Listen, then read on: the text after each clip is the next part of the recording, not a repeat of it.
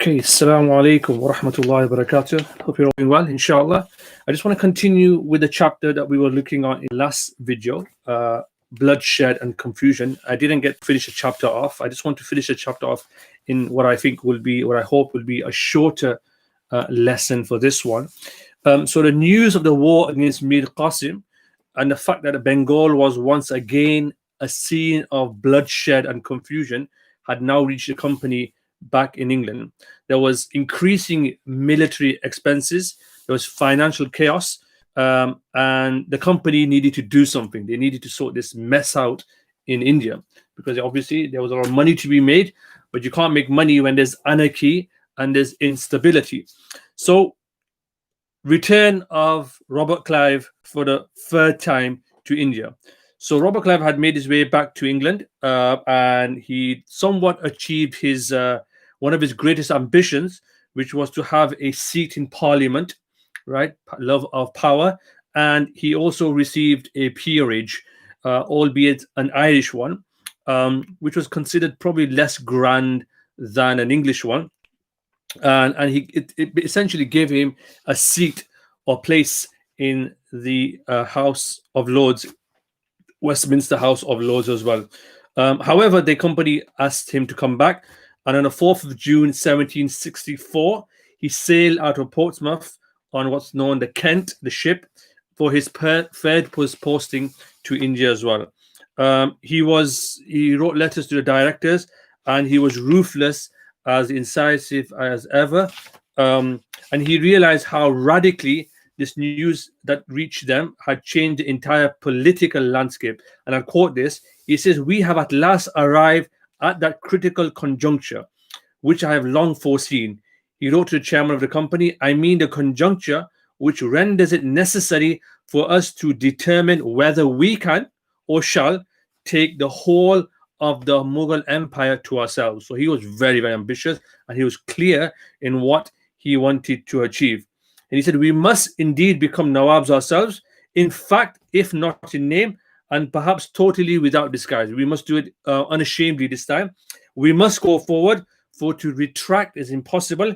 If riches and stability are the objects of the company, then this is the method, the only method we now have for attaining and securing them." When he got to India, he first made sure that Shuja-ud-Dawla was appointed, and he was given the whole of Awadh, the place of Awadh, which was to be under the company administration.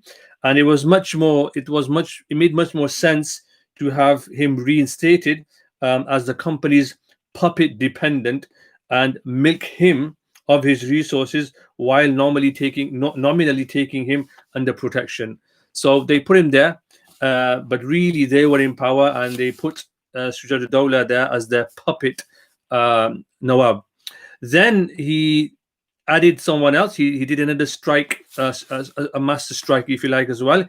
And he decided a small portion of Shuja's former dominions around Allahabad and Kora would be turned over to support Shah Alam, right, the emperor the person who wanted to become the emperor, as an imperial area. So he made vague promises about supporting his long-dreamed return to Delhi. We talked about this in the previous lecture. While taking return the offer of financially managing the three rich eastern provinces of the emperor dominion, that was Bengal, Bihar, and Orissa. This was a granting of what Mughal lawyers called the Diwani. The Diwani was basically the office of economic management of the Mughal provinces. You were given, you were basically looking after the money of the Mughal Empire. And the vast revenues of Bengal, which had for so long powered the Mughal exchequer, could Clive make the company as unassailable as the Mughals had once been, and provide finance for perhaps one day conquering the rest of the country. So this was that opportunity to milk as much money as they can, and also use it as a platform to eventually take over India. And on page 208 in this chapter, we really get a description of what actually happened. If you remember in the first lecture, the introduction lecture, we talked about this image that was misleading right? And this is the image that comes back again here. On the following morning, the emperor was enthroned on a silk draped armchair, and I'm quoting this from the book, perilously perched upon Clive's dining room table. The ceremony, which took place inside Clive's tent, did not last long. So the handover wasn't something that's shown in the picture as a very grand event. And he it gives the image, it gives the impression that Shah Alam basically willingly gave over the Diwani. He didn't do that. It was in a tent and he was done under coercion. The ceremony, which took place in the Clive tent, didn't last very long. And as one person puts it, a business of such magnitude as left neither pretense nor subterfuge, and which at any other time would have required the sending of wise ambassadors and able negotiators, as well as much parley and conference with the East India Company and the King of England, as much negotiation contention with the ministers was done and finished in less than would usually have been taken up for the sale of a jackass or a beast of burden. So it was just handed over. There was no grand event. It was a hugely significant moment. There's no doubt about that. With one stroke of the pen, in return for a relatively modest payment of 2.6 million, which is about 34 million pounds today, and Clive's cynical promise on behalf of the company to govern agreeably. This is the promise that he made to the rules of Muhammad and the law of the empire. He made this promise, which was cynical at the time. The emperor agreed to recognize all the company's conquests and hand over to it financial control of all northeastern India. Right, so this is significant.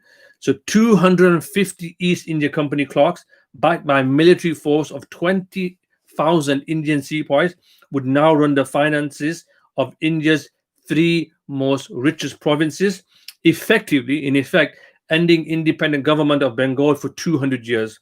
For a stock market company like the East India Company, whose main purpose was to make profit, this was a transformative and revolutionary moment.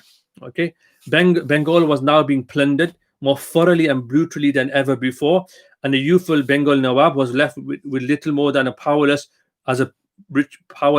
ritualized figurehead. And so the East India Company now openly ruled and exploited Bengal. It had no qualms about this. So a trading company had become the colonial proprietor and corporate state, legally free for the first time to do all things that governments do. It was a company, but effectively it was a government. It became a government. Control law, administer justice, assess taxes, mint coins, provide protection, impose punishments, make peace, and wage war as well. So this is a company that will literally take over East India. But for the people of Bengal, this handing over of the Diwani was a catastrophe. The Nawab could never ever offer protection to the people. He couldn't even give them support anymore. Tax collectors and farmers of revenue plundered the peasantry to raise funds from the land, and no one felt in the least bit responsible for the well-being of the ordinary cultivator. So this is what happens when you have mass greed, right? And this company was anything far from benevolent to India. It was almost interested in just making money, and it didn't see any value, any importance in giving back anything to the people there as well. Merchants and weavers were forced to work for the company at far below market rates. Anyone who refused to sign papers agreeing to the company's harsh terms were caned or jailed or were publicly humiliated by being made to rub their noses on the ground. Okay.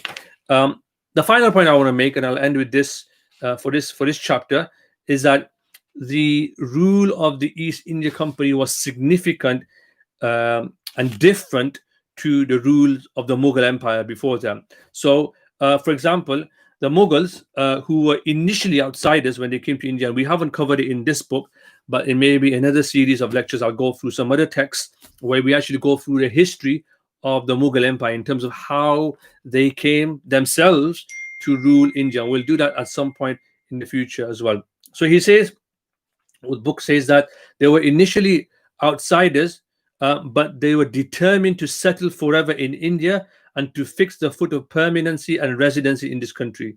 Okay, so they were invested, if you like to use the word, in helping India, in improving India. And this is very, very important because there's a discourse today that says, well, Muslims didn't give anything to India and they just pillaged it. Nothing can be further from the truth. In contrast, the British felt nothing for the country, not even for their closest allies and servants. This was why those Indians who initially welcomed the British quickly changed their minds, because these new rulers, they say, pay no regard to the concerns of the Hindustanis and suffered them to be mercilessly plundered, fleeced, oppressed, and tormented by those officers in their appointing. And I'm just going to quote a passage from Ghulam Hussain Khan, who writes about the history. He says, the English have a custom for a number of years and then going away to pay a visit to their native country without any of them showing an inclination to fix themselves in this land.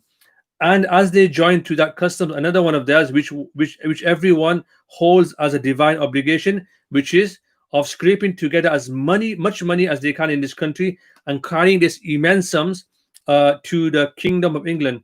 So it should not be surprising that these two customs blended together, of not really being invested in this country and taking as much money as they can. He said it will ruin this country, and this will, he says himself, become an eternal bar to it ever flourishing again. Like India will be completely destroyed.